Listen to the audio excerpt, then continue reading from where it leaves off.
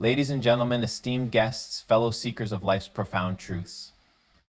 Picture this: you wake up every morning reaching for that elusive butterfly called happiness.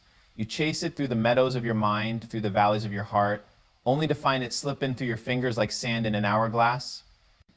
But what if I told you right here and now that you've been chasing the wrong darn thing all along? Folks, we've been sold a bill of goods. We've been told that happiness is the be-all and end-all of existence. But let me tell you something that might just shake the very foundation of what you believe. You're not here to be happy. You're here to live life in all its raw, unfiltered glory one. Now, I can see some of you shifting in your seats, wondering if old Luke here has lost his marbles. But stick with me, cause what I'm about to share might just change the way you view this roller coaster we call life. Life ain't about finding a cozy little nook of contentment and nestling in. It's about spreading your arms wide and embracing every single thing that comes your way, the good, the bad, and everything in between. It's about feeling the wind in your hair as you soar to great heights and picking yourself up when you crash and burn one. So let's dive deep into this ocean of existence, shall we? Let's explore why limiting ourselves to the pursuit of happiness is like trying to catch a rainbow beautiful, but ultimately impossible. And more importantly, let's discover why embracing the full spectrum of human experience is the key to truly living. Embrace the full spectrum of emotions. Ladies and gentlemen, life is a symphony and every emotion is an instrument playing its part. Happiness? That's just one note in this grand orchestra.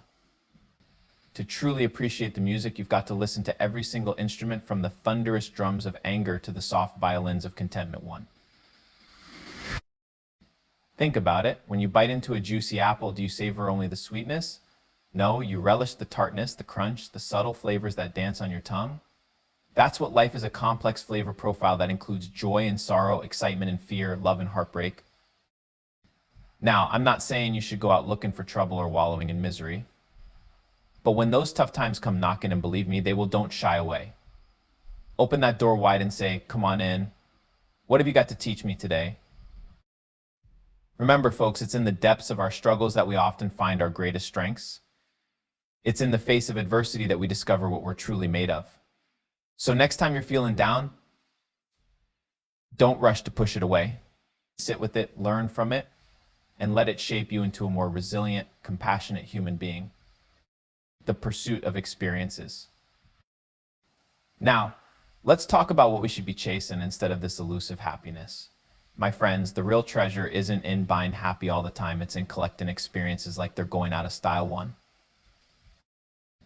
Life is a grand buffet, and you've got a plate in your hand. So you're going to fill it with just mashed potatoes because they're safe and familiar, or are you going to sample every dish, even the ones that look a little strange?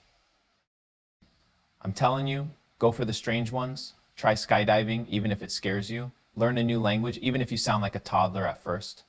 Fall in love, even if you've been hurt before. Travel to places that push you out of your comfort zone. Each experience, whether it turns out good or bad, is another thread in the tapestry of your life. The more varied these threads, the richer and more beautiful your tapestry becomes. So stop worrying about whether something will make you happy and start asking yourself, will this make for a good story? Courage in the face of fear. Now, I know what some of you might be thinking. Luke, all this sounds great, but I'm scared. What if I get hurt? What if I fail? And to that I say exactly. That's the point one. Fear is not your enemy, folks. It's a signpost pointing you towards growth. It's your brain's way of saying, hey, this is new territory. Proceed with caution, but definitely proceed. Think about it. Every great achievement in history was born out of someone facing their fears. The Wright brothers didn't let the fear of falling stop them from flying. Martin Luther King Jr. didn't let the fear of persecution silence his dream. And you, yes, you, shouldn't let your fear stop you from living life to the fullest. So next time fear comes knocking, invite it in for a cup of coffee. Get to know it, understand it, and then with a twinkle in your eye and courage in your heart, do the thing you're afraid of anyway. The beauty of imperfection. Ladies and gentlemen, let's talk about this obsession we have with perfection. We've been fed this idea that life should be a smooth ride, that we should always have our ducks in a row, our T's crossed and I's dotted. But let me tell you something, life ain't perfect, and thank goodness for that.